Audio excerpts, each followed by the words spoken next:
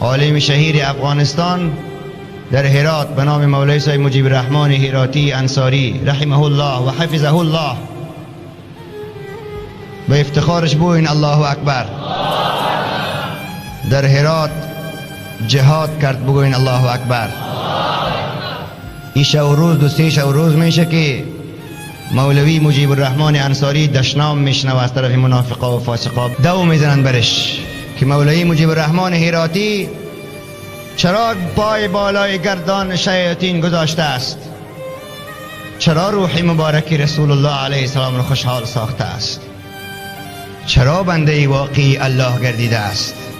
جالبی است که چراها را مسلمان ها گفتند، کسانی که خودش دانشمند میگن، کسانی که خودش روشن فکر میگن، کسانی که خودش فرهنگی ها میگن، کسانی که خودش قدرتمندا میگن، حتی کسایی که خودش دیندارا میگن و به نام شیطان تروریست، منافق، دهشتگر جناب حضرت عالم شهیر افغانستان که باید به نامش افغانستان افتخار کنه بگوی الله اکبر. ای کاش مثل مجیب الرحمن هراتی 10 نفر در افغانستان می داشتیم بگوین الله اکبر، ولی همه در خواب غفلت فرو رفتن علمای امروز. خداوند زبان حق گوی و گوش حق شنو.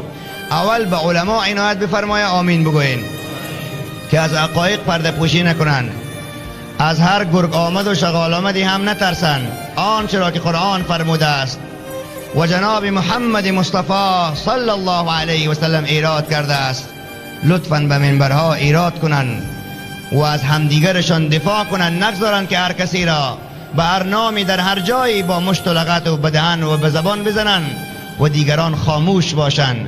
هرات و مزار و بامیان و کابل و سعودی و ترکیه و مالزی و افغانستان ندارد.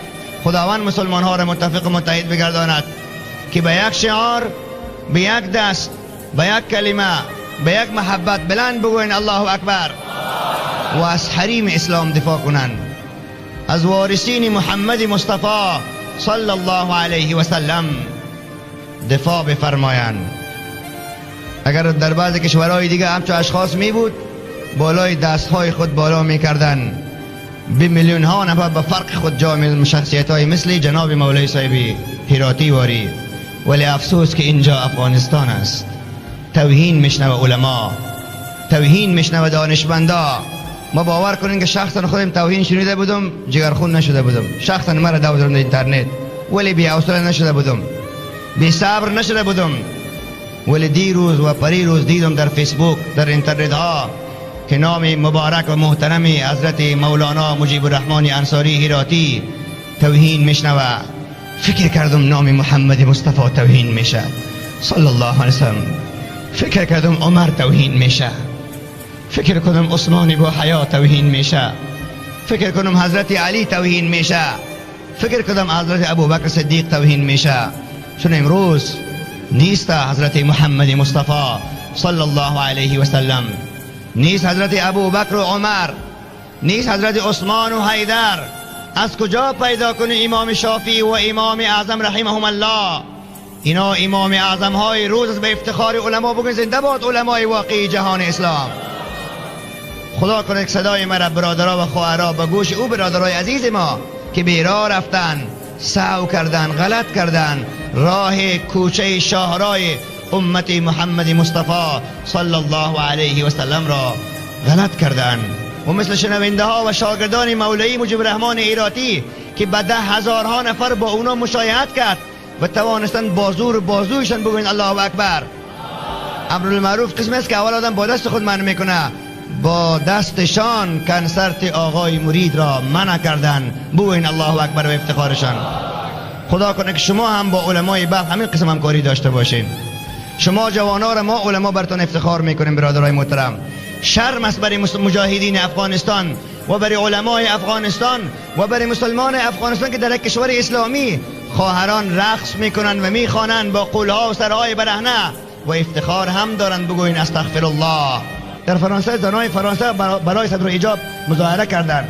بعضی از زنای ما قلوز سلوز میپوشن، ولی دختران با حیای فرانسه، فرانسوی ها $200 جریمه شدن. سرهایشان دولت فرانسه کل کرد، مویشان را گرفت ولی به نعره های الله اکبر بگوین الله اکبر. با سر دادن نعره های الله اکبر چادر پوشیدن و افتخار امت محمد مصطفی صلی الله علیه و آله و اصحابه سلام شدن. این به این معنا نیست که کل مردمایی که فلان مولوی صاحب توهین میکنن دیگران توهین میتونست. با اکثر مردم هرات میشناسم که مولوی صاحب مجیب الرحمن را دوست دارن، بسیار اکثرشون میشناسم، با ما ارتباط دارن. خداوند جوانای ما و شما را، برادرای ما و شما را، خواهرای ما و شما را در راه محبت و عطوفت، غیرت و شهامت محمد مصطفی بلند بگویید صلی الله علیه و سلم ببرد. قربان محبت و مهربانی رسول الله صلی الله علیه و سلم شوم و قربان غیرت پیامبر گرامی، قربان غیرت وارثین شوم که مجاهدانه و دعوتگرانه در راه کسانی که ترویج فساد میکنن استاد میشه، مثل مولای مجیب الرحمن و دیگه علمای بزرگوار در طالقان، در قندوز، در مزار و بلخ و بامیان و کابل و هرات و قندار، جلال آباد و در داخل خارج مجاهدانه در راه اسلام میرزمند، چه در راه دعوت، چه در راه جهاد، چه در راه اخلاق، در راه عطوفت و مهربان، در راه شریعت و در راه طریقت. و افتخار مولای مجیب الرحمن می است که هم عالم شریعت هستند و هم دانشمند طریقت. خداوند هر دو علم لدنی و ظاهری و باطنی برشون عنایت کرده. اگر صدای ما رو اونا از CD ها و تصویرها و رسانه ها بشنون، برایتون میگم که حیارالدین بیچاره برادر خودت هم در پهلوی تو می باشه با دوستا و برادرها و خواهرای که داره بگوین الله اکبر. و همه علما ان شاء الله دعوت میکنم، ای علمای کرام، ای طالبای مدرسه، ای متعلمین مکاتب، ای محصلین پوانتون، ای برادرای دیندار کراچیوان و زرنجوالا و تروان و تکسیوان و دکاندارا و معلما و استادا و حتی وزیرها و والیها و مجاهدینی که هستند، همه گره دعوت میکنم به اتفاق، اتحاد و محبت. نقص دارن که دشمنان اسلام به نامهای مبتذل مسلمانان را در بینشان رخنه وارد کنند و توهین علما را بنمایند، توهین مشایخین بنمایند. علما استاد مردم است، وارث محمد مصطفی صلی الله علیه و آله و اصحابه وسلم است، او را اهانت میکنه. ولی میدانم که علما با صبر هستند، بردبار هستند، خوشخوی هستند، مهربان هستند. اونایشان که نیستند دعا میکنم که ای الله برشان صبر بده، صبر محمد مصطفی را برایشان عنایت بفرمای که در برابرش حتی کافران با چوب و سنگ میزد و دست بلند میکرد که یا الله اینا را تباه مکن، اینا را مسلمان بگردان. ما خو فاسقای خود کی از دست میتیم؟ اگر فاسقا هم هستن، مسلمان ها هستن، یهودی ها نیستن، نصرانی ها. من نمیخوایم که اینا امریکایی و انگلیسی شوند، نمیخوایم که ما چنان این رو با مشت بزنیم به عنوان یک عالم که اینا از علما فرار کنن. نخیر، بیاین برادرای ما هستن، خواهرای ما هستن، مثل که دیگران توبه کردن اینا هم دست به توبه بزنن. قرآن برای اینا میفرماید ان الله یحب التوابین، به تحقیق خداوند توبه کنندگان را دوست دارد. امید روزی را که در جهان روشنی بزرگ نشان داده شود، دانشمندان ما را، علمای ما را کس توهین نکنه و علمای ما هم یک کمی که از تندی پایانتر بیاین، یک کمی از منطق و استدلال زیادتر کار بگیرن، مردم را بفهمانند، که سر مردم به اصطلاح باز کنن